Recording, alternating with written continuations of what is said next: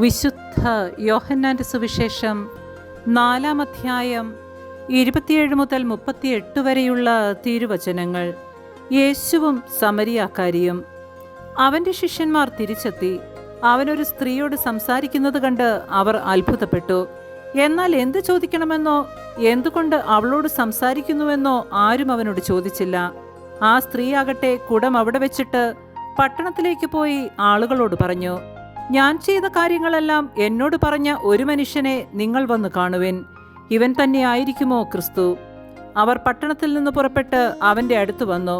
തത്സമയം ശിഷ്യന്മാർ അവനോട് അപേക്ഷിച്ചു, റബ്ബി, ഭക്ഷണം കഴിച്ചാലും. അവൻ പറഞ്ഞു, നിങ്ങൾ അറിയാത്ത ഭക്ഷണം എനിക്കുണ്ട്. ആരെങ്കിലും ഇവന് ഭക്ഷണം കൊണ്ടുവന്ന് കൊടുത്തിരിക്കുമോ എന്ന് ശിഷ്യന്മാർ പരസ്പരം പറഞ്ഞു.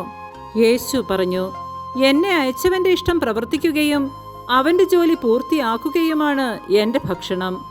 4 മാസം കൂടി കഴിഞ്ഞാൽ വിളവെടുപ്പായി എന്ന് നിങ്ങൾ പറയുന്നില്ലേ? എന്നാൽ ഞാൻ പറയുന്നു, നിങ്ങൾ കണ്ണുകൾ ഉയർത്തി വയലുകളിലേക്ക് നോക്കുവിൻ.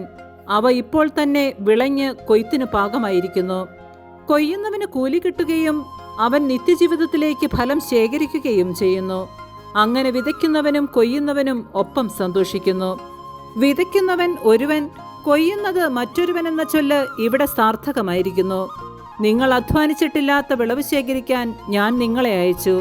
മറ്റുള്ളവരാണ് അധ്വാനിച്ചത്. അവരുടെ അധ്വാനത്തിന്റെ ഫലത്തിലേക്ക് നിങ്ങൾ പ്രവേശിച്ചിരിക്കുന്നു. നമ്മുടെ കർത്താവായ മിശിഹായ്ക്ക് സ്തുതി.